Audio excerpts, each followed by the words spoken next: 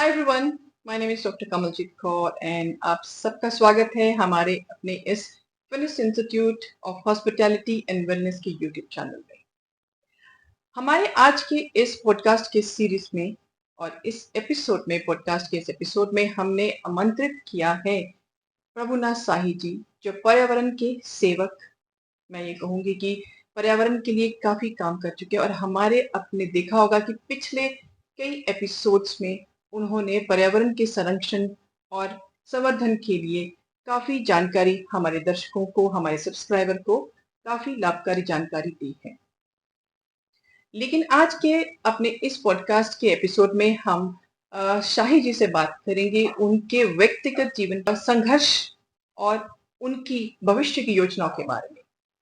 तो और डिले ना करते हुए मैं प्रभुनाथ शाही जी को, एक पर्यावरण सेवक को, अपने चैनल पे आमंत्रित करना चाहूंगी। शाही जी, आपका स्वागत है, हार्दिक अभिनंदन। बहुत बहुत आपका सादर धन्यवाद।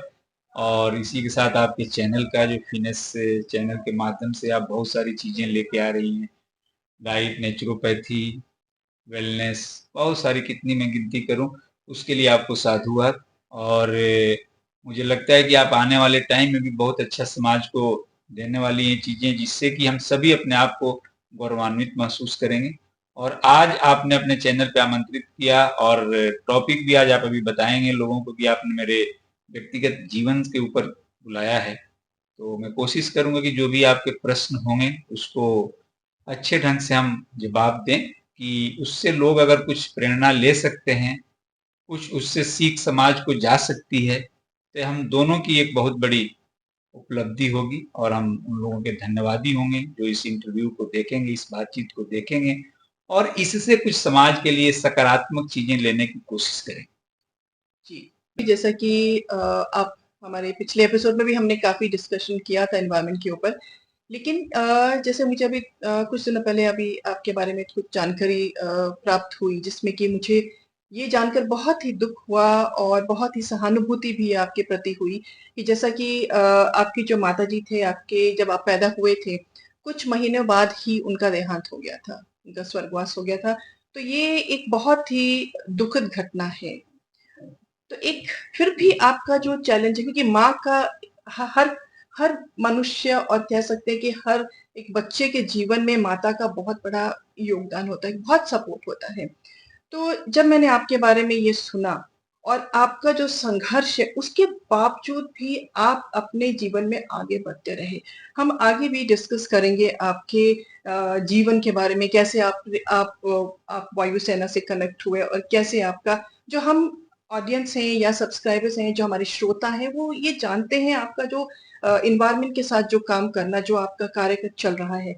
लेकिन वहां से बचपन से लेके एक माँ का जहाँ सपोर्ट नहीं मिला आपको, राइट, वहां से जो आपका एक संघर्ष शुरू हुआ, वहां से लेके यहाँ तक की जर्नी, तो मैं वो आपसे वो संघर्ष के बारे में जानना चाहूंगी, ताकि हमें वो प्रेरणा दे सके, हम सब उससे प्रेरणा ले सके।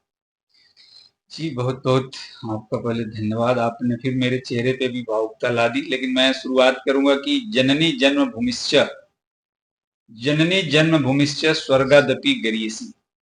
जैसा कि हमारे पुरातन काल से बताया गया है कि हमारी जो माता है और हमारी जो जननी जी और जन्म भूमि, माता और बर्थ प्लेस, जी मदर एंड बर्थ प्लेस, दोनों मतलब जो हम स्वर्ग की कामना करते हैं उससे भी कहीं बढ़ चढ़ कर है।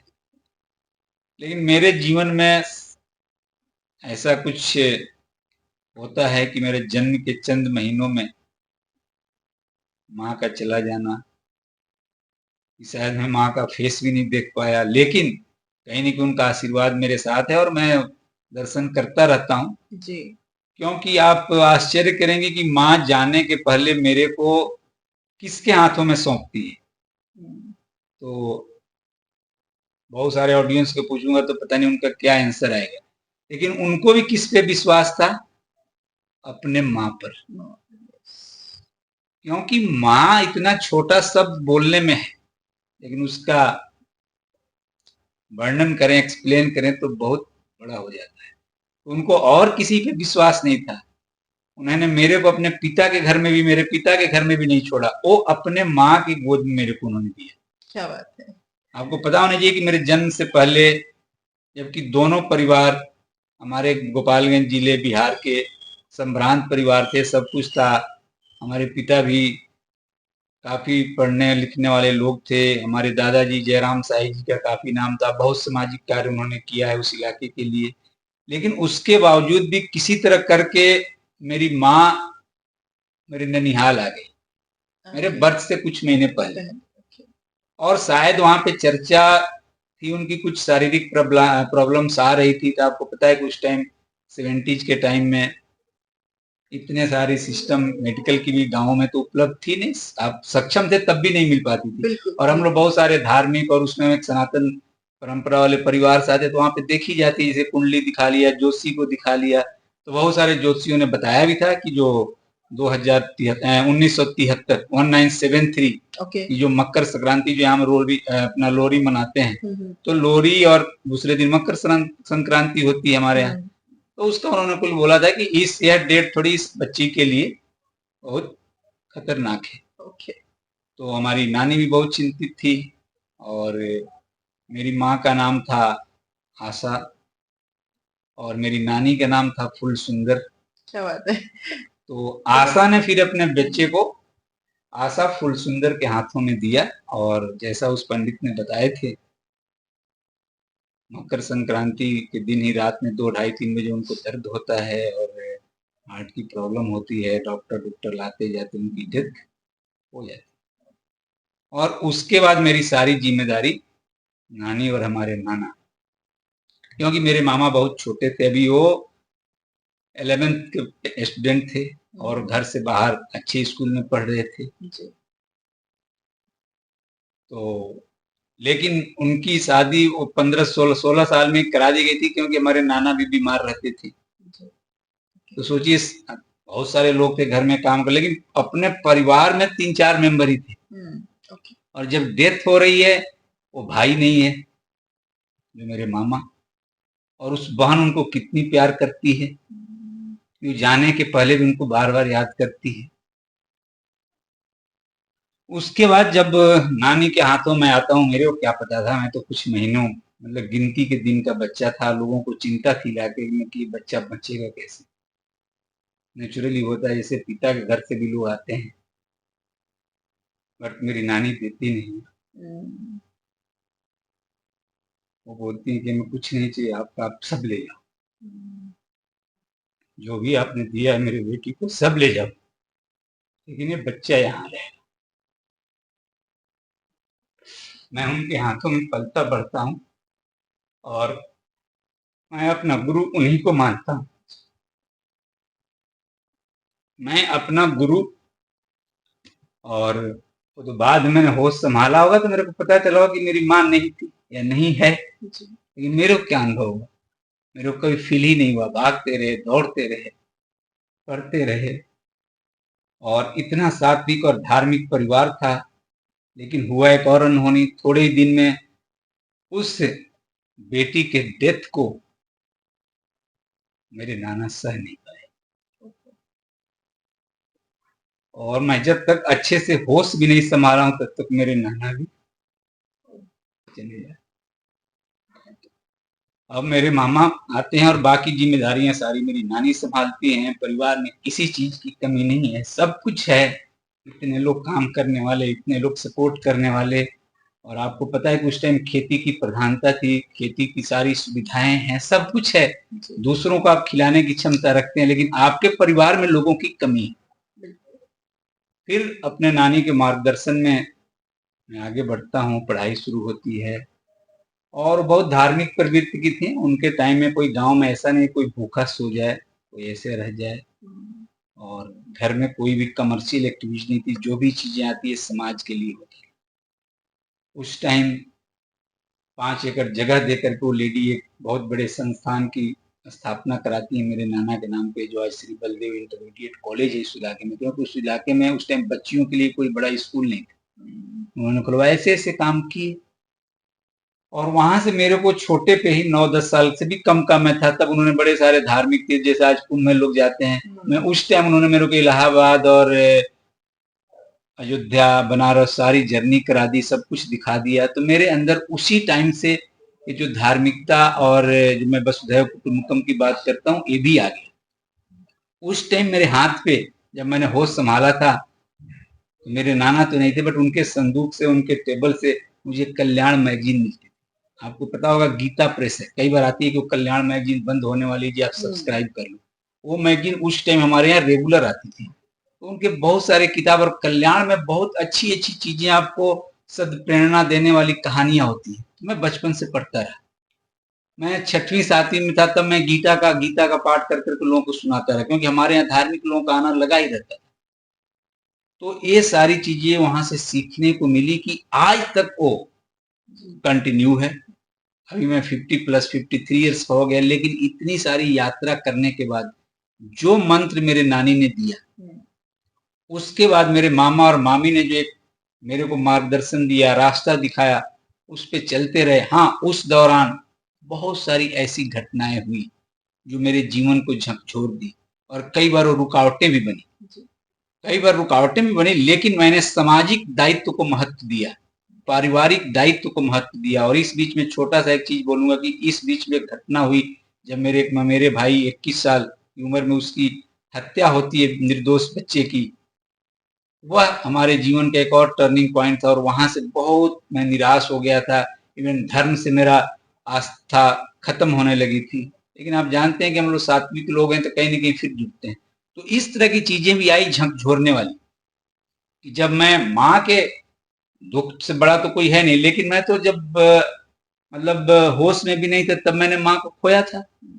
तो जैसे ये सारी घटनाएं हुई, मेरी नानी भी बहुत दिन तक मेरे साथ नहीं रही, लेकिन वो मेरे को मैच्योर जरूर की, क्योंकि उनकी कहावत आज एक बोलूंगा बार बार, जो मेरे को छोटे पे वो सिखाती थी कि देखो, जो ह्यूमन बीइंग है, जो आदमी है, 13 साल में उसका ब्रेन डेवलप हो जाना चाहिए। वो बार बार वो लाइन बोलती थी कि 6 महीने का कुत्ता और 13 साल का आदमी, अगर उसको विकास उसका नहीं हुआ तो कभी नहीं हुआ। रियली उन्होंने मेरे साथ 13 साल की जर्नी करने के बाद मेरे को मतलब थोड़ा सा रास्ता दिखाने के बाद वो भी अपनी जीवन लीला को समाप्त होती है और चली जाती है। और वो मेरे जीवन का एक बहुत था, मैं सोचता था कि मैं अपने नानी के बिना रहूंगा कैसे, लेकिन जो धरती का सत्य है कि रहना पड़ता है। तो उसके बाद जीवन चलती रही। पढ़ाई लिखाई करने के बाद मैं गांव से हाई स्कूल करने के बाद गोरखपुर पहुंचता हूँ। वहां से फिर मैं, हम लोगों की तरफ इलाहाबाद का नाम था, इलाहाबाद यूनिवर्सिटी प्रयागराज, वहां पहुंचता हूँ 89 और 90 के दौर में। बट 1991 का दौर ऐसा है कि देश में कहीं मंडल कमीशन चल रहा है, कहीं मंदिर चल रहा है, उसमें इतनी सारी व्यवस्थाएं कि आपकी पढ़ाई हो नहीं पा रही है। फिर वहां से हमने देखा कि भाई यहाँ तो इधर उधर डिस्टर्बेंस हो रहा है, तो हम लोगों ने फिर एयरफोर्स की तरफ रास्ता किया। और फिर मैं मार्च 92 में as a technical tradesman, engine के ट्रेड्स के लिए मैं ताम्रम पहुंचता हूँ, मैकेनिकल ट्रेनिंग इंस्टीट्यूट। और फिर वहां से भारतीय वायुसेना की तरफ अपनी जीवन यात्रा शुरू होती है। लेकिन मैं यही बताऊंगा कि मेरे साथ अगर बताऊं तो ये तो पूरा दिन इस एपिसोड में लग जाएगा, कि जब मैं चंद महीनों का हूं, मेरी माँ छोड़ती है, और एयरफोर्स तक पहुंचने तक का बताऊंगा तो आपको कई दिन लग जाएगा। लेकिन मैं यही लोगों से बोलूंगा कि आप किसी न किसी पे आस्था रखिए। मैं आज भी चलता हूं तो जो भी दिव्य शक्ति, उस पर विश्वास करता हूं। आपके आगे बहुत सारी चीजें आएंगी जिसमें बताएंगे कि आज मैं किस किस चुनौतियों को सहन कर रहा हूं और कैसे फिर भी धैर्य नहीं खोता हूं। तो यही बोलूंगा कि आपके जीवन में जो लोग मिलेंगे वो जाएंगे, कोई यहाँ परमानेंट रहने वाला नहीं है। लेकिन मैं उस माँ का धन्यवाद करूंगा कि जिसने जन्म दे करके मेरे को ऐसे जगह पे सौंपा कि आज जब बैठा हूं तो अपने माँ के सर को मैं नीचा नहीं कर सकता। नहीं, बहुत बड़ी बात आपने बोली है। आपसे बात करके तो हम बहुत ही मतलब कि कह सकते हैं कि आपने तो हमें रुला दिया आज। मतलब आत्म विभोर होके हमारे, मतलब कि एक आज आंसू भी ऐसे थे कि मतलब कि हम कंट्रोल करके बैठे हैं। प्रभुनाथ साईं जी, आपने बिल्कुल हमें रुला दिया, क्योंकि बहुत ही एक बच्चे के लिए दुखद की बात है, बहुत ही कि माता का बहुत जल्दी चले जाना। नानी जी आपके साथ थे जो 13 साल आपके साथ रहे, फिर उनका चले जाना, फिर आपके नाना जी उनके पहले चले जाना। तो एक-एक करके सबका जाना, फिर आप जो आपने बताया कि अकेले रह जाना, क्योंकि ज़िंदगी है, ये गाड़ी की तरह है, चलती जानी है, क्योंकि आप कहीं रुक नहीं सकते, क्योंकि आपकी भी कुछ ज़िम्मेवारियाँ हैं, जो आपके कंधे पे हैं, वो आपको निभानी है। फिर भी आपने अपने परिवार की ज़िम्मेवारियाँ भी निभाई, उसके साथ-साथ आप एनवायरनमेंट के साथ लगकर एनवायरनमेंट की भी ज़िम्मेवारियाँ जो है वो निभा रही हैं। जैसा आपने हमें ये भी ज्ञान हुआ था कि कुछ आपके कुछ हेल्थ के रिगार्डिंग भी कुछ इश्यूज़ आपके आए थे, जब आपने बताया कि आपने एयरफ़ोर्स जॉइन किया, वायुसेना में जब आपने जॉइन किया था, आप 19 वर्ष के थे। तो वहाँ से आपका जो सफ़र है, एक वायु योद्धा के रूप में, राइट, शुरू हुआ, जो एक देश के लिए आपने अपने आप को समर्पित किया। और वो जो कार्यकाल आपका था वो भी काफ़ी आई एम श्योर आपने अपने पिछले एपिसोड्स में भी और काफ़ी ऐसे एपिसोड में आपने मेंशन किया है। उसके बारे में आपने बताया था कि किस तरह के क्या आपका किस तरह के आप कार्यक्रम में आप इन्वॉल्व थे। तो वहाँ पे आपकी देशभक्ति और देशभक्ति के साथ-साथ जब आपने वायुसेना से वॉलंटरी रिटायरमेंट लिया, आप इंडियन फॉरेस्ट से जुड़े। वहाँ पे भी आप देश के साथ-साथ, देशभक्ति के साथ-साथ एनवायरनमेंट के साथ जुड़े और वहाँ से आपका जो सफ़र है, एक पर्यावरण सेवक के रूप में सामने आया। आज हम सबके सामने आप एक अपने ट्राई सिटी के एक वेल नोन एनवायरनमेंटिस्ट हैं। आपका जो सफ़र है, बहुत दुखमयी, दर्दनाक भी और दुखमयी भी है। तो वहाँ से जो आपका सफ़र शुरू हुआ और आज हम यहाँ अपने इस एपिसोड में पॉडकास्ट की सीरीज़ में हैं, जहाँ पे हम सब दर्शक आपसे ये जानना चाहेंगे कि आपके जो हेल्थ चैलेंजेस आए हैं, जैसे कुछ हार्ट से रिलेटेड जो हमें जानकारी मिली थी कि आपके हार्ट से रिलेटेड कुछ इश्यूज़ थे। तो थोड़ा-सा हम जानना चाहेंगे कि इतने इश्यूज़ होने के बाद भी अगर किसी को मेडिकली हार्ट से कोई इश्यू आता है तो वो आई मीन अपने आप को परमानेंटली रिटायर करके घर में बैठ जाता है। लेकिन मैं ये नहीं, हमने जो देखा है, हमारा जो एक्सपीरियंस आपके साथ रहा है कि आप ज़्यादा you have become more kind of आप ज़्यादा काम करने लग गए हैं, आपकी जो कार्य करने की जो क्षमता है वो बढ़ गई है। तो आपको ये जो प्रेरणा है, कहाँ से मिलती है? तो हम आपके इसके बारे में थोड़ा-सा जानना चाहेंगे कि आपको क्या मोटिवेट रखता है? मतलब इतना हेल्थ के ऊपर होने के बावजूद भी you are there, I mean I have seen you, एक आप सुबह 8 बजे मैंने देखा आप निकल 8 बजे से मैंने आपको देखा आप लोकेशन पहुँच जाते हो और शाम को आप you are there at 9 9:30 I think, मेरे को लगता है 8:30 9 बजे आप घर में एंटर करते हो। तो आपकी आपने एज के बारे में मेंशन किया कि आप 53 और 52 53 के हैं। तो it's on my hats off to you. तो थोड़ी इस जर्नी के बारे में थोड़ा-सा आप हमें बताएँगे? फिर आपने एक बहुत ही रोचक प्रश्न की तरफ लेके जा रहे हैं और इसमें भी बहुत सारे भावुकता भरे प्रसंग आएंगे। लेकिन ठीक है, जैसा मैंने अभी पिछले आपके जवाब में बताया और आपने भी खुद कवर किया कि 19 साल की उम्र के आसपास में निकल गया एयरफोर्स के लिए, ताम्बरम पहुंच गया, चेन्नई पहुंच गया जी। और वहाँ करीब 27 महीने हमारी 3 सेमेस्टरों में 8-8 महीने के सेमेस्टर होते थे, बीच में छुट्टियां होती थी, सारा मिला के 27 मंथ वहाँ गुजारने के बाद वहाँ से हम पास आउट होते हैं। फिर हम एमसीएफ के लिए बैरकपुर जाते हैं और जाते हैं किस जहाज पे, जो आज जिस जहाज की अब विदाई कर रहा है भारत, अच्छा।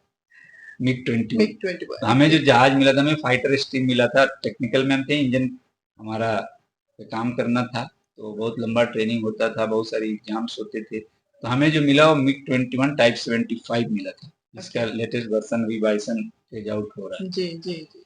तो उसमें बैरकपुर के बाद फिर पोस्टिंग हमें मिल जाती है कहाँ की, भुज का, ओके। कच्छ, रन ऑफ कच्छ। हुँ, हुँ, हुँ।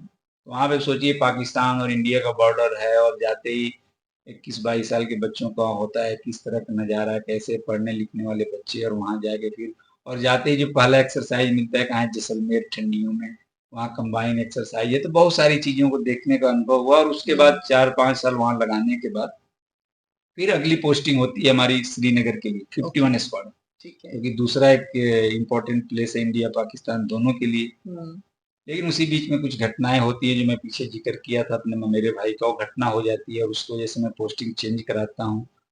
कोशिश सारे लोग करते हैं कि भाई ब्लड रिलेटेड मैं ही था, एक ही मेरा हुँ, मेरा भाई था। हुँ, तो वहाँ फिर मेरी सामाजिक दायित्व भी था, पारिवारिक दायित्व भी था, क्योंकि मेरा सब कुछ वहाँ हुआ था। मैं एयरफोर्स छोड़ के आ गया घर, बिल्कुल। वहाँ बोल दिया एयरफोर्स की भाई हमें नौकरी नहीं करना, मैं यहाँ की जिम्मेदारियां निभानी। इतनी दर्दनाक घटना हुई थी, पूरे इलाके के लोग रोए थे, चाहे दुश्मन हो या मित्र हो। हुँ, उसके बाद इसमें 6 महीना ने एयरफोर्स ने साथ दिया। उसके बाद जैसे तैसे करके बड़े नेता सारे लोग आते थे, उन्होंने करके मेरी पोस्टिंग चेंज कराई। और चंडीगढ़ तो मैंने कभी सोचा भी नहीं था, क्योंकि हमारा नियर तो गोरखपुर, कानपुर, बनारस यहाँ हम सोचते थे। लेकिन पोस्टिंग चेंज होती है और मैं चंडीगढ़ पहुंच जाता हूँ कि बहुत सारे पारिवारिक सामाजिक दायित्वों को पूरा करते हुए, क्योंकि उसके पहले हम खुद पढ़ाई में लगे थे और मैं चाहता था कि एयरफोर्स से और बेटर करके, क्योंकि मेरे सिविल सर्विसेज का, स्टेट सिविल सर्विसेज की, क्योंकि मैं इलाहाबाद यूनिवर्सिटी से जुड़ा था, तो वहाँ थोड़ा इसका एक वो था कि यार हम पीसीएस बन जाए, कुछ बन जाए, तो मैं लगा था। लेकिन कहीं ना कहीं भगवान को एक पर्यावरण सेवक के रूप में देखना था, तो मैं चंडीगढ़ पहुंच जाता हूँ 99 फेब में। ओके। और मैं अपनी वाइफ को, अपनी सिस्टर्स को, सबको लेकर सब लोगों को आता हूँ। उनकी पढ़ाइयाँ होती हैं एयरफोर्स स्कूल में, बहुत सारी चीज़ें स्ट्रगल के साथ चलती रहती है। उधर वो केस भी चलता है जो मेरे भाई का मर्डर हुआ है, वहाँ भी साथ जाना। हमारे मामा खुद हार्ट पेशेंट हो जाते हैं, तो वो सारी देखभाल, बीच बीच में भागना, तो बहुत सारी चीज़ें चलती है। ऊपर से जो मेरा पैतृक घर है, वहाँ भी मेरे फादर की दूसरी शादी हुई, वहाँ के अपने भाई बहनों को देखना, उनको भी ला के पढ़ाना, सारा कुछ चलता रहा। लेकिन अपनी पढ़ाई हमने रोकी और फिर इसमें लग गए।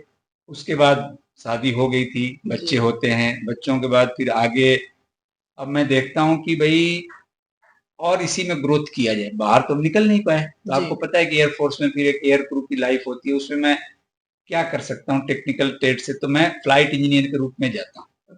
वहाँ सिलेक्ट होता हूँ, उसकी ट्रेनिंग करता हूँ आगरा पैराट्रूपर्स स्कूल में। उसके बाद हमारी पोस्टिंग आगरा 12 स्क्वाड्रन में होती है। अब मेरे लिए समस्या है कि हमारे सारे लोग तो चंडीगढ़ हैं, मैंने ऐसे ट्रेनिंग 6 मंथ की, इतनी टफ ट्रेनिंग होती है भाग भाग के। उसके बाद फिर पोस्टिंग भी वहाँ मिल गई। अब मेरे साथ समस्या है, तो फिर मेरे साथ जो लोग थे उनकी पढ़ाइयाँ भी पूरी हो गई, तो सब अपने अपने जगहों पे गए और हम अपने दोनों छोटे बच्चों को लेकर, फैमिली को लेकर फिर मैं आगरा शिफ्ट होता हूँ। आगरा की लाइफ, एयर क्रू लाइफ बहुत ही टफ होती है। आपको भी पता है, कहीं ना कहीं आप डिफेंस से जुड़े हैं कि एक एयर क्रू की लाइफ क्या होती है कि आप किसी काम को मना नहीं कर सकते। तो करते करते वहां से फिर लकली पोस्टिंग मेरे को चंडीगढ़ मिलती है। और चंडीगढ़ आने के बाद मुझे हाई एल्टीट्यूड की वजह से और क्या कैसे पता नहीं, मैं एक सीवियर हार्ट पेशेंट होता हूँ। और मैं थैंकफुल हूँ जो मैं अच्छे कर्म किए थे, और माँ का आशीर्वाद, सभी बड़े लोगों का आशीर्वाद, कि मैं तो एक तरह से हार्ट फेल के कंडीशन में था। लेकिन आप जैसे अभी बोल रहे हैं, उस टाइम भी मैं चल रहा था। और डॉक्टर जब से कमांड हॉस्पिटल चंडी मंदिर में पहुंचता हूँ, वो वरी करते हैं, मैं सीधे आईसीयू में जाता हूँ, वहाँ भी प्रॉब्लम होती है। और पूरे 6 महीने एयरफोर्स भी साथ देती है, फिर धीरे धीरे हम लाइन पे आते हैं और फिर काम चलते रहता है। उसके बाद फिर हम 20 ईयर्स एयरफोर्स के सर्विस को पूरा करते हैं। ठीक है। और पूरा करने के बाद मैं सोचता हूँ कि निकलने के बाद जब मैं एयरफोर्स छोड़ रहा हूँ तो मेरी एज 39.5 है, क्योंकि 19 साढ़े 19 पे गए थे, तो 20 साल काम नहीं किया।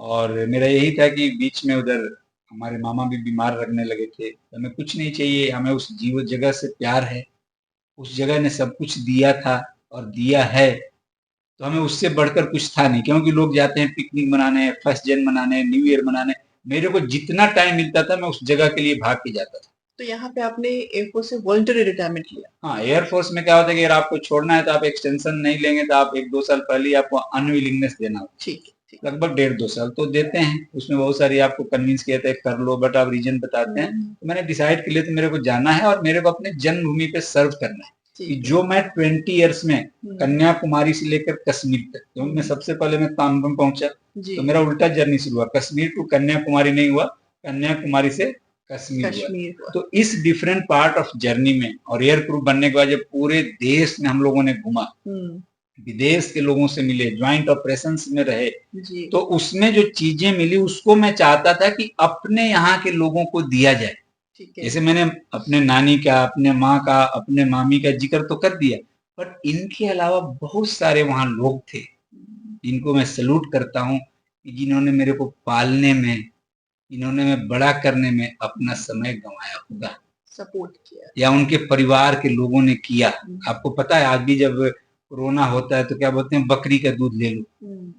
उस इलाके में जिसको पता था, लोग बकरी के दूध निकाल निकाल हमारे को पीने के लिए पहुंचाते थे, क्योंकि मैं माँ का दूध तो पिया ही नहीं। ओके जी। मैं तो ऐसा जो भी मेरा लक था, बैड लक था, क्योंकि मैं तो चंद महीनों में माँ चली गई, तो जिसको भी पता लग जाता था वो ला के हमारे घर में पहुंचा देता था, और सबको प्यार था कि इस बच्चे को करना, क्योंकि चिंता का विषय था। उस टाइम जब मेडिकल इतना नहीं है एक 2-3 महीने के बच्चे को पालना कितना टफ टाइम है। बिल्कुल। तो उन लोगों के लिए करना था, तो मैंने डिसाइड किया था जाना है, बट फिर कुछ परिस्थितियां ऐसी हुई, फिर पता नहीं माँ चंडी को था कि भाई ये बंदा यहाँ रहेगा और यहाँ एक पर्यावरण सेवक के रूप में कार्य करे।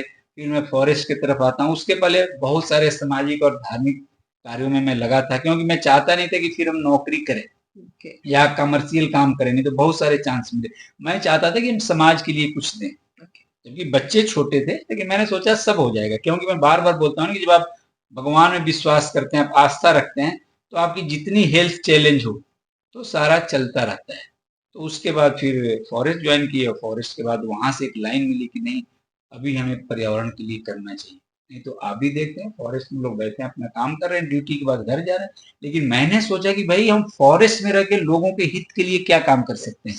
जैसे मेडिसिनल प्लांट के लोगों को अवेयर कर सकते हैं। तो कोरोना जैसे जब महाकाल आया, मैं खुद एक हार्ट पेशेंट था, बिना परवाह किए मैंने गिलोय घर घर तक पहुंचाया, और पहुंचवाया, हमारी टीम के लोगों ने पहुंचाया।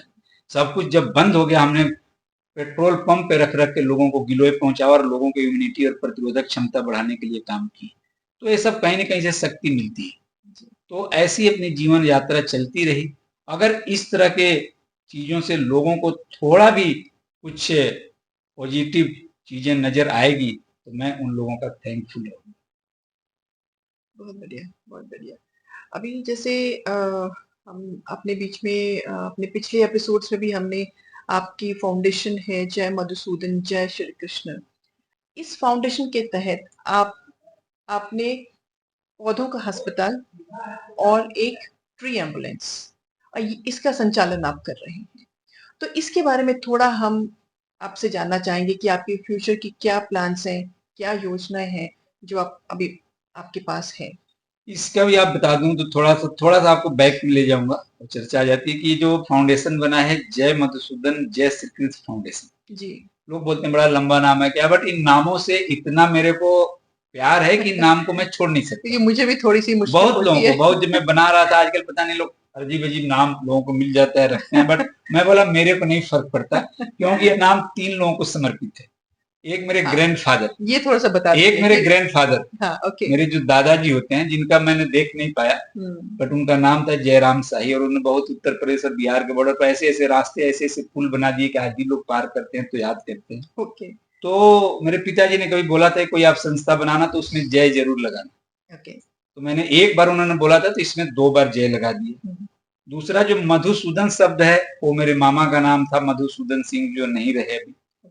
तो उनसे हम तो पहले भाई के तरफ थे नानी के टाइम में, लेकिन बाद में वो हमारे अभिभावक बने, तो मैंने उस नाम को भी नहीं छोड़ना था। और जो श्री कृष्ण नाम है, तो ऐसे मेरे प्यारे भाई का नाम है जो 21 साल में संसार छोड़ के गया, जिसके लिए कोई ऐसा व्यक्ति नहीं हो जो न रोया हो महीनों तक। ये ऐसा लड़का हमारे इलाके से चला गया। तो इन नामों को लेके मेरा करना था। हालांकि मैं 2010 से एयरफोर्स तो छोड़ने का मेरा डिसाइड हो गया था कि छोड़ना है, तो 2010 से ही मैं अपने मामा के पीछे पड़ा था कि मैं चाहता था कि वो कोई नाम बताएं। मैंने ऑलरेडी 2010 में रजिस्ट्रेशन के लिए दिल्ली में प्रयास कर रहा था, बट वो खुल के नाम कुछ बताते नहीं थे। लेकिन पहले मैंने जो भी काम किया, चाहे बच्चों के लिए कोचिंग क्लासेस चंडीगढ़ में चलवाया, जहां भी चलवाया, तो मैं श्री कृष्ण जरूर रखता था, श्री कृष्णा ट्यूटोरियल या इस तरह की चीजें। ठीक है। तो फिर मेरे को नहीं पता था कि ये संस्था बनेगी हमारे मामा के जाने के बाद। जब वो 2012 में मेरे को एयरफोर्स से रिटायर होना है, उसके कुछ दिन पहले ही हमारी मेरी बहन की शादी है, उस टाइम में सब इंसिडेंट होता है। सारा कुछ करने के बाद फिर हम एयरफोर्स छोड़ने के बाद फॉरेस्ट ज्वाइन करते हैं। फॉरेस्ट चलते चलते इसको एक सोसाइटी के रूप में चलाते हैं। लेकिन बाद में जब फॉरेस्ट मेरा हेल्थ गिरने लगता है, इवन कोरोना के बाद ऐसा आ जाता है कि आज आपके सामने बैठा हूँ, जिंदगी मशीन पे है, CRTD होता है, डॉक्टर बोलते हैं नहीं अब आपको लगाने की जरूरत है, पेसमेकर लगती है, और चल रहे हैं, चाहे ब्लड प्रेशर जितना भी कम हो, काम हो रहा है। आपने भी बोला तो ऊपर वाले की कृपा है। तो फिर नाम सा जय मधुसूदन जय श्री कृष्ण, और सोसाइटी की जगह उसको फाउंडेशन करके इसको ऑल इंडिया के लिए रजिस्ट्रेशन होता है कंपनी एक्ट के तहत। आज ये संस्था नीति आयोग अलग अलग जगहों पर रजिस्टर्ड है, और आप जैसा आपने बताया वो काम चल रहा है। बट आपने बोला कि ट्री एम्बुलेंस, फिर वो मेरी एक अंदर से एक भावना थी जो बार बार फॉरेस्ट के अंदर बैठने पे हमने आया था कि हमारा पर्यावरण हमारा भगवान। तो जो हम लोगों ने संस्था बनाई, उसका जो हमारा विजन है वो है हमारा पर्यावरण हमारा भगवान, और हमारा जो मिशन है वो है हमारा काम धरती माता के नाम। तो उसमें फिर हमने जब प्लांटेशन शुरू की, प्लांटेशन तो हमारे 50,000 से ऊपर हो चुके हैं अगर हम पिछला लेके जाएं तो। और हमने बचा के, ऐसा नहीं कि प्लांटेशन की गिनती, पेड़ बनने की हम गिनती देते हैं। तो फिर उसमें डिपार्टमेंट छोड़ने के बाद चैलेंजेज आ रहे थे कि यार इन पेड़ों को कैसे बचाया जाए, वहां तो हमारे पास रिसोर्सेस होते हैं। तब उसी में हमने ट्री एम्बुलेंस की शुरुआत की। ट्री एम्बुलेंस में भी थोड़ी सी कमी आने लगी, तो हमने एक पौधों का अस्पताल की टीम बनाई जिसमें हमारे साइंटिस्ट भी हैं, स्कॉलर हैं, प्रोफेसर हैं, नर्सरी वाले हैं, सब मिलके हम लोग पौधे को 100% सक्सेसफुल करने की कोशिश कर रहे हैं। इसके साथ ही साथ केवल ट्री एम्बुलेंस और पौधों का अस्पताल ही नहीं, हम लोगों ने ट्राई सिटी में पंजाब यूनिवर्सिटी के अंदर पर्यावरण संसद, एमसीएम डीएवी 36 के अंदर पर्यावरण मंथन, बोटनिकल गार्डन, पूरे 106 स्कूल के बच्चों के साथ, चंडीगढ़ प्रशासन के साथ प्रोग्राम में पर्यावरण चौपाल, क्या बात है। ऐसे ऐसे कार्यक्रम किए कि इस पर्यावरण को हर व्यक्ति के पास पहुंचाने की कोशिश करें। ठीक है, हम पेड़ लगाते हैं, मैं पेड़ों के लिए बोलता हूँ कि जीवन के आधार हैं, धरती के श्रृंगार हैं, हमें प्राणवायु देते हैं। सर यहाँ पे मैं आपको रोकूंगी, थोड़ा सा मुझे इसके बारे में बताएंगे क्योंकि मुझे 2 वर्ड्स बहुत ही कह लीजिए कि ना आप अपनी ओर आकर्षित कर रहे हैं। मैं आपसे चाहूंगी कि आप पर्यावरण मंथन के बारे में थोड़ा सा जिक्र करें, और दूसरा एक था कि पर्यावरण चौपाल, ये आपने जी जी मेंशन जी किया था। ये क्या है लाइक? पर्यावरण चौपाल में ऐसा कोशिश था कि चंडीगढ़ प्रशासन के द्वारा बहुत बड़ा एक आयोजन हुआ, बोटनिकल गार्डन जो सहारनपुर में है। जी। 2 दिनों का प्रोग्राम था, उसमें चंडीगढ़ के जितने 102 स्कूल हैं लगभग, उसके स्टूडेंट्स को 6-6 10-10 ऐसे स्कूल और उनके इको क्लब टीचर्स को बुलाया गया। वहाँ अलग अलग स्टॉल्स लगे थे, गवर्नमेंट की बहुत सारी एडवर्टाइजमेंट चीजें लगी थी। बट मेरे को जब बुलाया गया तो मैं बोला कि भाई मैं यहाँ बात करूंगा तो पर्यावरण पे करूंगा। यह फंक्शन है किस लिए? पर्यावरण के लिए। ठीक है, बच्चों को अट्रैक्ट करने के लिए, उनको टाइम पास करने के लिए दिखा रहे हो, but this is not the time pass. मैं इन्वायरमेंट को ना बड़ा सीरियसली लेता हूँ, इसीलिए हमारा नारा है कि हमारा पर्यावरण हमारा भगवान। और अगर हम उसको सीरियसली लेते तो आजकल जो चीजें हो रही है नहीं होती। तो हमने वहां पे बिल्कुल, आप जैसे देखते हैं गांव में जो चौपाल होता है, इस तरह का उन्होंने सारा कुछ बनाया। वहाँ होर्डिंग्स भी लगा, पौधों की बात फौजी प्रभुनाथ के साथ, पूरा हमारा फोटो लगा, सब लगा, वहाँ सारा कुछ लगा।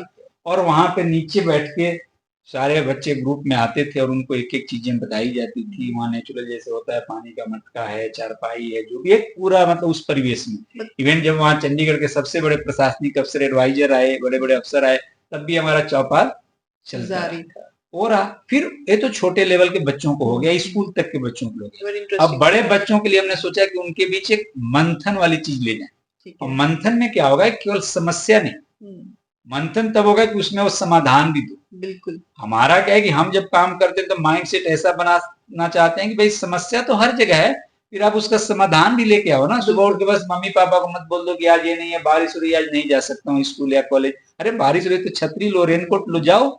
जो भी एज एग्जाम्पल बता रहा हूँ, आपको काम पे जाना है तो आप जाएंगे।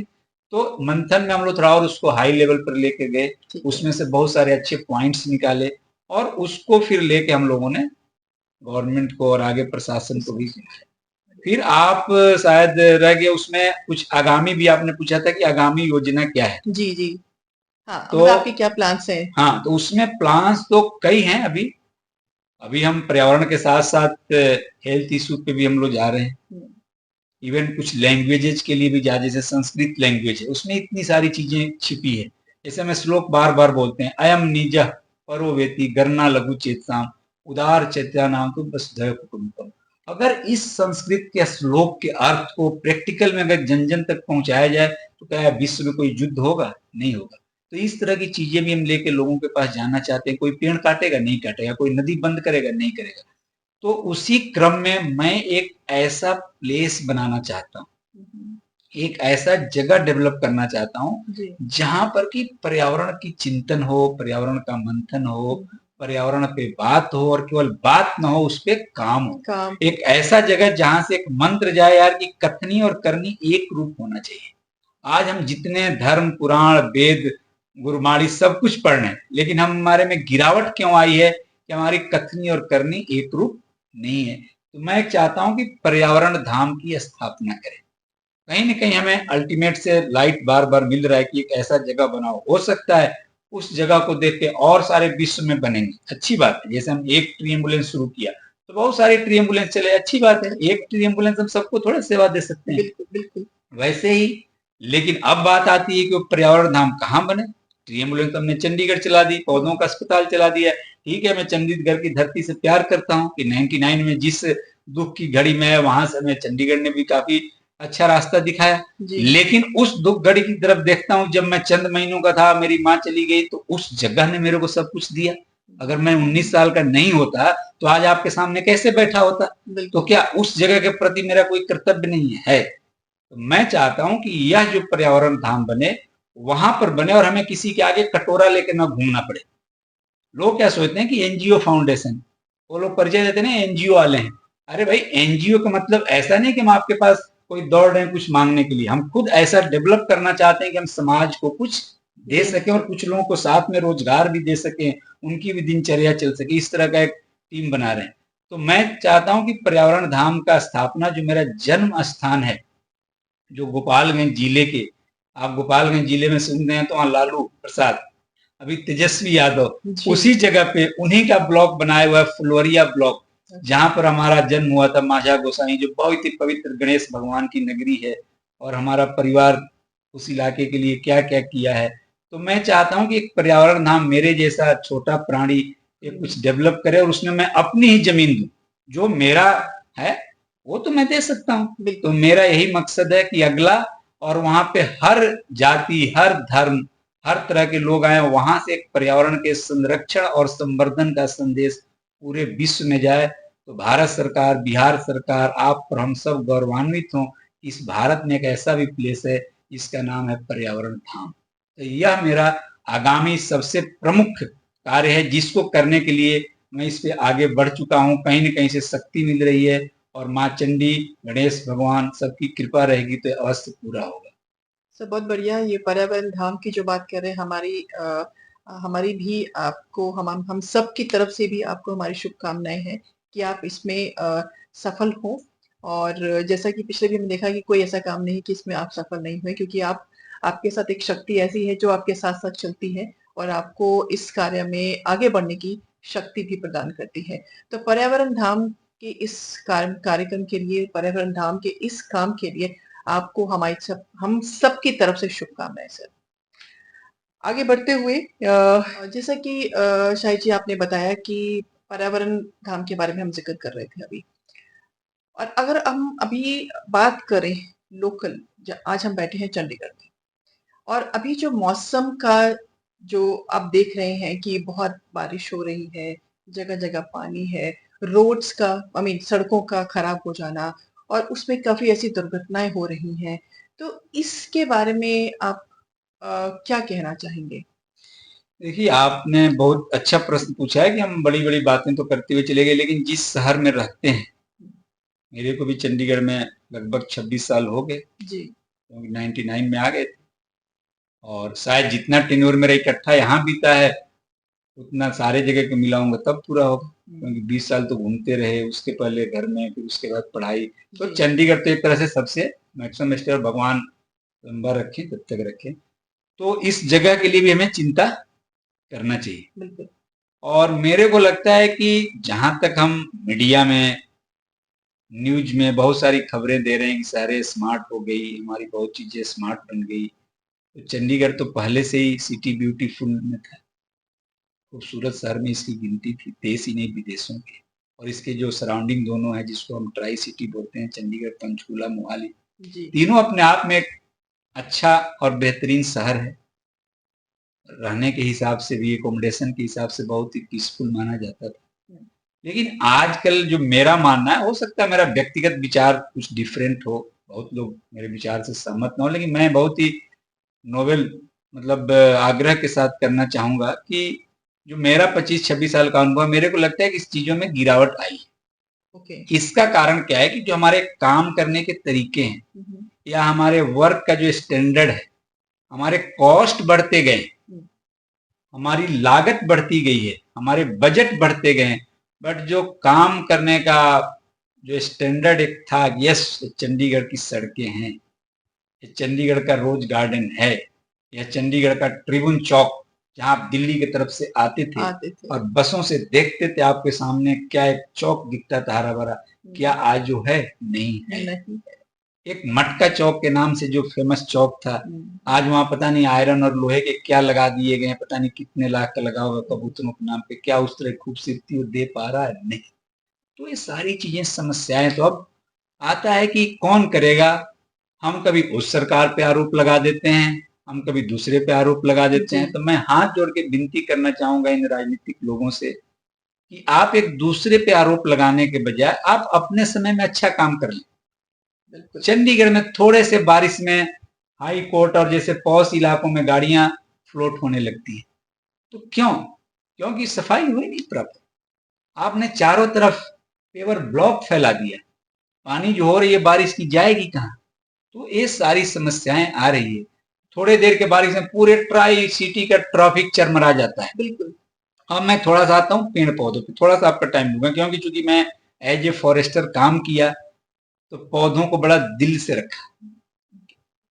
एक ऐसे जगह पे नर्सरी डेवलप कराई जहां पे कुछ पौधे गिनती के होते थे, लेकिन आज क्या है कि जब गुजरता हूं देखता हूं कि उन पौधों के बीच में जहां उन्हें फलदार पौधे लगाए थे, जहां जामुन आम आंवला लगता है, उसमें कुछ ऐसे पौधे जो नहीं चाहिए और जो दूसरे के ग्रोथ को रोकते हैं, उसमें जैसे लेसुनिया है, पेपर मलबरी है, लेल्टाना है, इस तरह के पौधों की भरमार हो चुकी है चंडीगढ़ के साथ साथ पूरे ट्राई सिटी में, क्योंकि उसके जो सीड्स फ्लाई करते हैं वो जाके ग्रो होते हैं।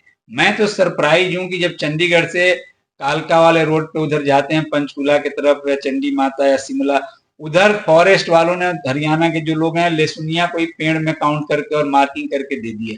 तो ऐसे ही आप दिखाते हो कि हमारी ग्रीनरी बढ़ गई, लेकिन देखो ना ग्रीनरी किस चीज की बढ़ी है। अब देहरादून से टीम उसने सर्वे किया, उसको पेड़ दिखे, ऊपर से उसने फोटो ले लिया, जा दिया, इस साल 2% बढ़ गया जी। बट देखो कि क्या चंडीगढ़ पंचकुला मोहाली में जो पहले पौधे थे पेड़ थे उस तरह के पेड़ लग रहे हैं क्या? इस पे हमें सोचने की जरूरत है। तो यहाँ पे सर मैं एक और मुद्दा आपसे यहाँ पे लाना चाहूंगी। तो ये जो आप मेंशन कर रहे हैं कि जो अगर आप पंचकुला से कालका की तरफ जाते हैं रास्ते में आपने जो ऐसे पौधे देखे हैं या पेड़ देखे हैं जो कि एक नॉट रिक्वायर्ड काइंड ऑफ है ना, जो बाकी का दूसरे पौधे का ग्रोथ भी रोक रहे हैं, तो क्या ये मैं ये पूछूं आपसे कि क्या वो एजुकेशन की कमी है, इन्वायरमेंट से रिलेटेड जो एजुकेशन है, या उन लोगों को पता नहीं है, या फिर कुछ और बात है? नहीं, बिल्कुल एजुकेशन की कमी मैं क्या बोलूंगा। अगर कोई फॉरेस्ट डिपार्टमेंट के जिम्मे है, जो फॉरेस्टर है, फॉरेस्ट गार्ड है, उसकी प्रॉपर ट्रेनिंग होती है, या हॉर्टिकल्चर के लोग हैं, जेई हैं, उनकी प्रॉपर ट्रेनिंग होती है, तो उनको पता है क्या? सब कुछ पता है। इवन नॉट इन कालका, मैंने बोल दिया, आप चंडीगढ़ का देख लें। आप चंडीगढ़ इतनी छोटी जगह है, यहाँ पे 3 एजेंसियां काम करती है। फॉरेस्ट डिपार्टमेंट इंडिपेंडेंट है, फिर इंजीनियरिंग डिपार्टमेंट की हॉर्टिकल्चर जो चंडीगढ़ एडमिनिस्ट्रेशन के अंडर आता है, फिर एमसी म्युनिसिपल कॉर्पोरेशन चंडीगढ़ की हॉर्टिकल्चर है। तो 3 एजेंसियों के बावजूद इस तरह का ग्रोथ होना, और जो पेड़ बचाने चाहिए उनको हम नहीं बचा पा रहे हैं, उनकी प्रूनिंग नहीं हो पा रही, प्रॉपर पेड़ गिरते हैं, लोग दब के मरते हैं, रोज गाड़ियां टूटती है, क्या है? यानी हम बाहर नहीं निकल रहे हैं, हम एसी कमरे में बैठे हैं, वहीं से अपना ड्यूटी कर रहे हैं। अगर हम बाहर निकलें तो 100-100 200 पौधों को हम रोज देख सकते हैं और चंडीगढ़ और ट्राई सिटी को एक अच्छा रास्ता दिखा सकते हैं। और आपकी फाउंडेशन इसके लिए काम कर रही है? हाँ, इसके लिए जितना हो सकता है, क्योंकि हम लोग आपको बताया, उसमें रह गया बताना कि हमने खुद जब से फॉरेस्ट डिपार्टमेंट ने छोड़ा तो हम लोग जो गार्डन कंसेप्ट लेके आए, तो 18 गार्डन्स पिछले साल तक हुआ था, इस साल हमारा और 7 करना था, तो हमारी 25 गार्डन्स हो गए।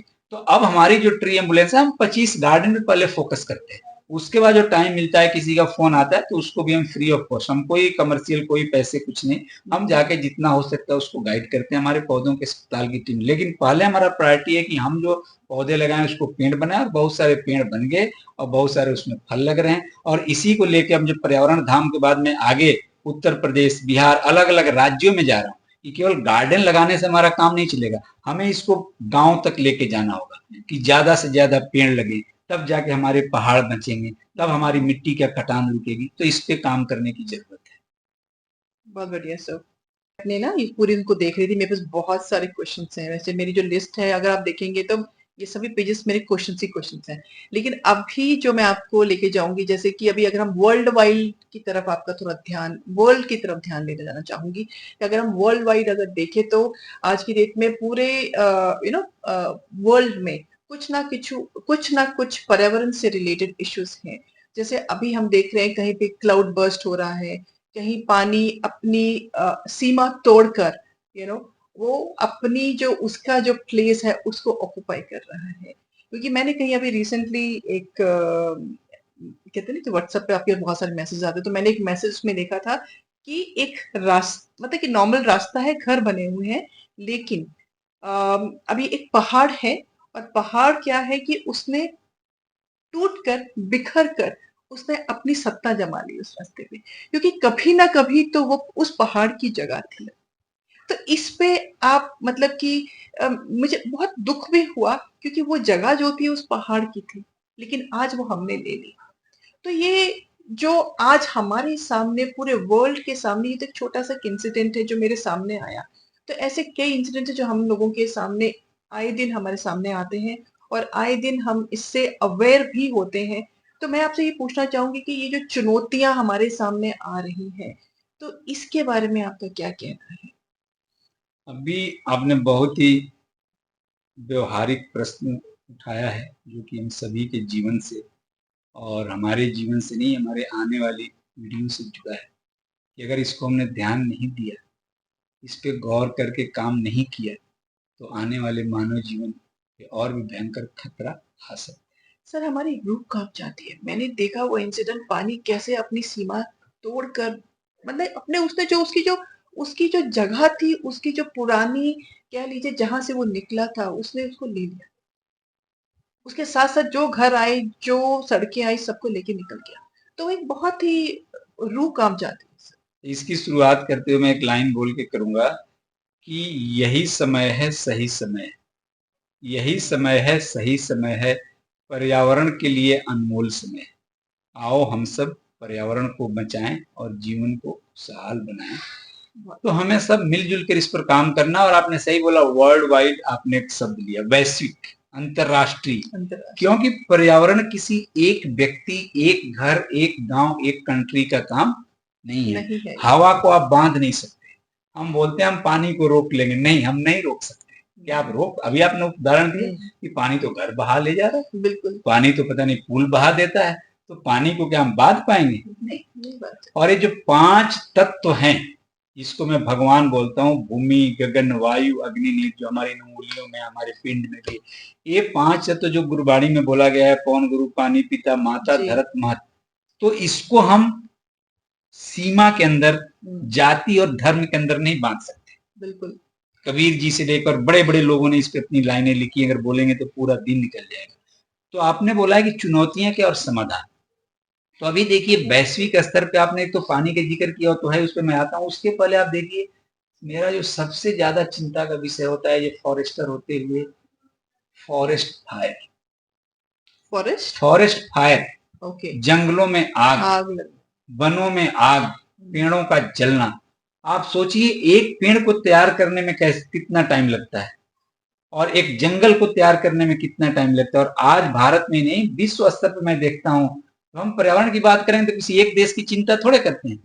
जब देखते हैं कि अमेरिका के फॉरेस्ट में हेलीकॉप्टर से पानी गिराया जा रहा है, कुछ गिराया जा रहा है, ऑस्ट्रेलिया में लग रहा है, तो मतलब मैं परेशान हो जाता हूँ कि यार, फिर हमारे जो फॉरेस्ट के लोग हैं, कहीं ना कहीं हमारी भी तो नेग्लिजेंसी है। हम जब फॉरेस्टर थे, हमारे 2 यहाँ पे नेपली और कांसल, 2 जो फॉरेस्ट लगते हैं चंडीगढ़ और हरियाणा से, पंजाब से, तो इसमें हम लोगों को गर्मियों में पूरी हिदायत होती थी, यार हरियाणा या पंजाब की तरफ से थोड़ी सी भी कोई आग ना है, हमारे जंगल ना जले, क्योंकि उसमें पेड़ ही नहीं होते हैं, उसमें हमारे जीव भी होते हैं।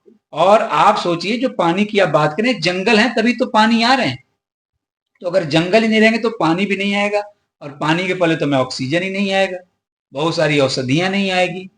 तो हमें चिंता करना है कि एक तो फॉरेस्ट फायर ना हो, हम जितने पेड़ लगाते हैं लगाएं, बचाएं, लेकिन जो पहले से हैं उनको भी जलने से बचाएं। जो आपने पानी की बात किया, इसमें एक जो तीसरा समस्या आ गया है, जो बहुत सारे डिस्पोजल चीजों को हम लोग यूज करते हैं, तो बड़े जगहों पे नहीं, नदी वाला तो अलग से बताऊंगा, लेकिन जो छोटे जगह हैं, जहाँ पे नालियां हैं, जहाँ पे कुछ है, वो जाके उसके ड्रेनेज को बंद करते हैं, हम तो यूज करके फेंक देते हैं। इसीलिए प्लास्टिक के इस तरह के प्रोडक्ट्स को एनजीटी ने बैन किया इंडिया में, लेकिन हम उसको धड़ल्ले से यूज करते हैं, जिसको हम सिंगल यूज प्लास्टिक बोलते हैं। तो क्या इन सब चीजों को गवर्नमेंट परमानेंट इसका प्रोडक्शन रोक नहीं सकती कि जाए नहीं, तो रोको, उसका अल्टरनेट बहुत सारे आ गए। थोड़ा सा कॉस्टली है, पता नहीं पर्सनल लाइफ में क्या क्या तुम खर्च कर देते हो, तो भी थोड़ा खर्च करो।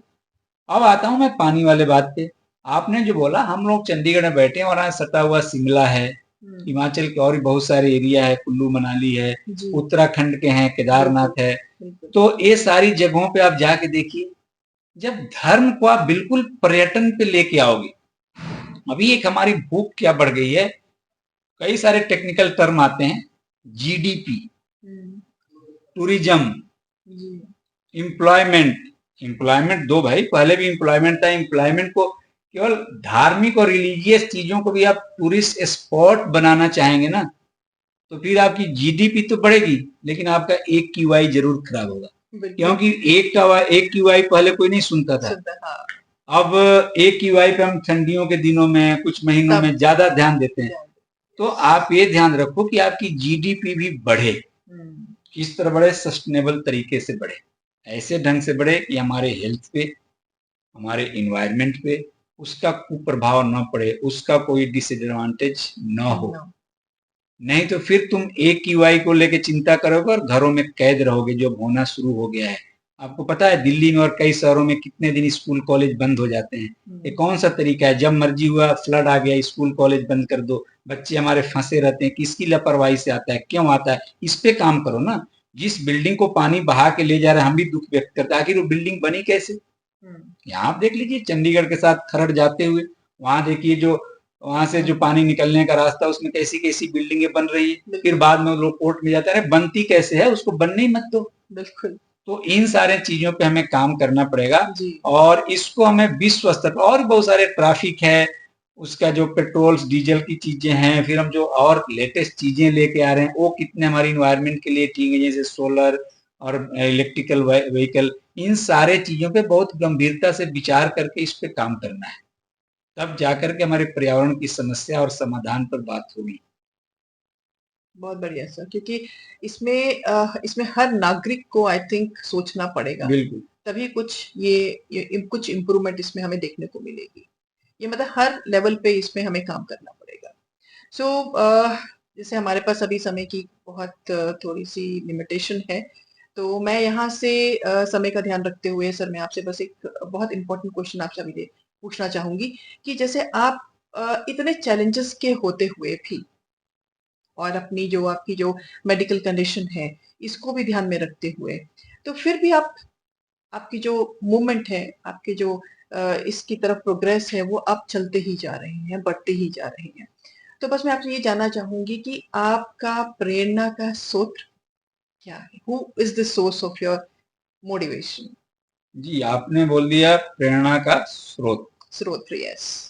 तो प्रेरणा का स्रोत, तो उसमें बहुत सारी चीजें समाहित हो जाती। सबसे पहले तो मैं बता रहा हूँ, जिस माँ ने जन्म दिया, जिस माता पिता ने जन्म दिया, कहीं ना कहीं उनकी पॉजिटिविटी, उनके भी अच्छे संस्कार हैं। उसके बाद माँ के द्वारा जिन हाथों में गए, मेरे प्रथम गुरु, मेरे प्रथम भगवान, मेरे नाना नानी हैं। मामा मामी से मैं मार्गदर्शन मिला, जो वहाँ के लोगों से मिला, जो हमारे शिक्षक थे, गुरुजन थे, उनसे मिला। सबको मैं प्रणाम करता हूँ। और उसके बाद ही मैं छोटे उम्र से ही इस तरह के आध्यात्मिक, सात्विक, सनातनी परंपराओं के प्रति आकर्षित होकर जुड़ता रहता था, करता है। बहुत संस्थाओं का नाम गिनाऊंगा तो बहुत है, जैसे गायत्री परिवार से लेके, इवन मैं भुज में था तो निरंकारी लोग मिले, हर जगह कोई ऐसी संस्था नहीं है, चाहे दिव्य ज्योति जागृत संस्थान है या आर्ट ऑफ लिविंग है, हर जगह हम बैठते हैं, जाते हैं, किसी से परहेज नहीं है। लेकिन उसी क्रम में एक हमें स्थान संपर्क में आया, जो आप देखेंगे यूट्यूब पे या कहीं भी, तो विहंगम योग के नाम से। जी। तो जब मैं 95 अराउंड बात है, एयरफोर्स में जाने की बात है, उस टाइम एक संत मिले थे, हमारे घर पे ही आए थे, मेरे ननिहाल में। तो उनसे हमने, और लिखा हुआ सफेद झंडे पे, और सत्य काम सत्य संकल्प की बात हुई, और उन्होंने कुछ मेडिटेशन की बात की। जी। तो ये सारी चीजें आई। उसके बाद मैंने बाबा रामदेव जी को भी फॉलो कर रहा था, भारत स्वाभिमान, बड़ी बड़ी चीजें, इवन हम राष्ट्रीय स्वयं सेवक संघ के कार्यों में भी जाते थे। लेकिन जो प्रेरणा हमें विहंगम योग संस्थान से मिला, और वो तो एक रास्ता मिला, फिर चलते रहे चलते रहे चलते रहे। बीच में उसमें जो अभी स्वामी जी हैं स्वतंत्र देव जी, उनसे भी एक बार उनके दर्शन हुए। और सबसे बड़ा जो प्रभाव मेरे जीवन में आया, जो वहाँ संत प्रवर अभी हैं, जो पूरे देश और हर जगह स्वर वेद और विहंगम योग के प्रचार प्रसार में लगे हैं, परम पूज्य विज्ञान देव जी। उनके जब दर्शन हुए 2012 के बाद, और उसके बाद जो और पॉजिटिविटी आई, तो हम काफी संघर्षों के पास, जो कोरोना के बाद और उधर भी बीचों में बहुत सारी चुनौतियां आई। बहुत सारे लोग आपको बताऊं तो समझते हैं कि सोचते हैं कि ये तो वही प्रभुनाथ शाही नहीं है, तो बदल गए। क्योंकि एक टाइम होता है कि आप हर किसी की बातों को सुनते हो, हर किसी के लिए भागते हो, और मैं वैसा व्यक्ति था, कभी जीवन में पैसे के लिए नहीं गया। और चाहे राजनीतिक रहा हो, सामाजिक रहा हो, हर जगह बहुत सारे लोगों के लिए जितना अपना समय दे सकते थे दिए, काम किए। लेकिन अब उस आध्यात्मिक तरफ विहंगम योग ने जोड़ दिया है कि यार किसके लिए भागना, कहाँ भागना। तुमने अपने आप को तो पहले देखा नहीं, अपने आप को तो कनेक्ट किया नहीं। क्या वैसे ही चले जाओगे जो आते और बाजार में फिर लोग चले जाते? नहीं। तो कहीं न कहीं वहां से प्रेरणा मिलती है कि आप सत्य काम और सत्य संकल्प के साथ चलो। ठीक है, आप अपना कार्य भी करो, कार्य को नहीं छोड़ना है। जैसे मैंने अब ले लिया पर्यावरण, आपने भी बहुत सारे काम कर रहे हैं, हेल्थ के ऊपर कर रहे हैं। तो वहां से एक शक्ति मिलती है कि जब भी निराशा कुछ आती है, स्वर वेद की कुछ लाइनें पढ़ ली जाती है। और स्वर वेद की शुरुआत से यही सिखाया जाता है कि सत्य से बड़ी कोई चीज नहीं है। और मैं तो आग्रह करूंगा इस इंटरव्यू के माध्यम से, इस चैनल के माध्यम से, कि जो लोग भी सुन रहे हैं, आप एक बार स्वर वेद जरूर पढ़ें। बिल्कुल। और विहंगम योग को फॉलो करें। अगर आपको अच्छा लगता है तो थोड़े देर की मेडिटेशन है, और आपके जीवन में बहुत बड़ा सुधार आ सकता है। अभी इसका एक गुजराती में एक फिल्म भी आई है, विश्व गुरु हम कब बनेंगे नहीं बनेंगे, चर्चा चल रही है। लेकिन उन्होंने सिद्ध किया है, उसमें विहंगम योग की चीजें हैं, वो सिद्ध कर रहा है कि हम विश्व गुरु थे, हैं और रहेंगे, क्योंकि वो अपने रास्ता, अपने मार्ग को दिखा रहे हैं।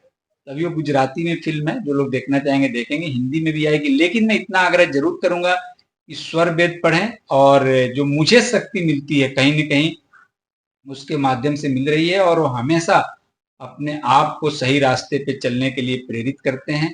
और जो पर्यावरण धाम की बात हुई, मेरी यही है कि उस जगह पे जहाँ पर्यावरण धाम बनने जा रहा है, उसी जगह पे मुझे इस विहंगम गोम की चर्चा मिली थी। और किसके सामने मिली थी? जिसमें फाउंडेशन में जो नाम है श्री मधुसूदन, तो हमारे मधुसूदन बाबू के सामने अगर वो नहीं होते तो हमें उनसे भी नहीं संपर्क होता। तो क्यों नहीं उस पर्यावरण धाम में भी एक विहंगम योग का ध्वज लगे, और वहां भी हम बाहरी पर्यावरण के साथ साथ अपने अंदर के पर्यावरण को भी ठीक करके, और एक समावेशित पर्यावरण, एक अच्छे इन्वायरमेंट, एक अच्छे वर्क कल्चर, एक अच्छी फैमिली, एक सुदृढ़ समाज, एक सुव्यवस्थित राष्ट्र, और एक विश्व कल्याण की भावना के साथ विश्व परिवार का निर्माण कर सके। तो हमें बार बार वहां से प्रेरणा मिलती। इसलिए मैं अपने प्रेरणा स्रोत सुपूज्य संत प्रवर विज्ञान देव जी को बारंबार प्रणाम करता हूं। और मैं आग्रह करता हूं कि महर्षि सदाफल देव जी महाराज, जो इसके प्रणेता है, वो हम लोगों को ऐसे ही सत्य रास्ता दिखाते रहें, और हम लोग सत्य के मार्ग पे चलते रहें। इसी के साथ मैं बताऊंगा कि हमारे प्रेरणा का स्रोत कहीं न कहीं अल्टीमेट ईश्वर है, और ईश्वर का अंश हमारे सभी के अंदर है, हमें जानने की देर है। तो आइए इस पर्यावरण के साथ हम सभी अपने आप को भी उस ईश्वर को जोड़कर इस पर्यावरण को सुंदर और सुव्यवस्थित बनाएं, अच्छे इंसान बनाने का प्रयास करेंगे। अगर व्यक्ति अच्छा होगा तो हमारा समाज भी अच्छा होगा, राष्ट्र भी अच्छा होगा, अब पर्यावरण की समस्याएं भी समाधान हो सकती हैं। बिल्कुल, बिल्कुल। बहुत बड़ी बात आपने बोली है, और आपकी प्रेरणा का स्रोत जानने का हमें आज मौका मिला। सो प्रभुनाथ शाही जी, आज आपका हमारे चैनल पे जिस तरह से आपने अपने जीवन के संघर्षपूर्ण जो आपकी जो लाइफ रही है, उसके बारे में, वहाँ से लेके जो चैलेंजेस से लेके यहाँ तक जो आपका जो जर्नी रही है, आप एक सक्सेसफुल पर्यावरण सेवक के रूप में अपनी यात्रा को पूर्ण कर रहे हैं। मैं ये नहीं कहूंगी कि आपने पूर्ण कर ली, क्योंकि आप इस यात्रा पे ऑन हैं। सो हम अपने इस चैनल की तरफ से आपका आपको एक शुभकामनाएँ देना चाहेंगे? क्योंकि हमारे पास अभी और भी कई टॉपिक हैं, और भी ऐसे कई विषय हैं जिस पे कि हम आपको वापस अपने चैनल पे बुलाना चाहेंगे। Once again I would like to thank you Prabhna Sahi ji, thank you so much. आप हमारे चैनल पे आए और हमारे दर्शकों को आपने पूरी किस तरह से आपकी क्या जर्नी रही है और एनवायरनमेंट के बारे में काफ़ी कुछ हमारे दर्शकों को जानकारी दी। तो प्रभना साही जी, आपकी उत्तम स्वास्थ्य की कामना के साथ आपका सादर धन्यवाद। आपका भी बहुत-बहुत आभार। आपके पूरे चैनल की टीम को मेरी तरफ धन्यवाद और मैं दर्शकों से आग्रह करूँगा कि अगर आप इस एपिसोड को देख रहे हैं तो आप भी इसको लाइक, सब्सक्राइब और आगे शेयर भी करें। और अगर इस इंटरव्यू से अगर कुछ भी आपको थोड़ी बहुत ऊर्जा मिलती है तो उसको अपने प्रति, समाज के प्रति, राष्ट्र के प्रति लगाएँ। कोई सुझाव हो तो इसमें आप मैसेज करें। हम लोग ज़रूर आगे आपके समक्ष और भी कुछ प्रस्तुत करने की कोशिश करेंगे। आप सभी का धन्यवाद। जय हिंद, जय भारत।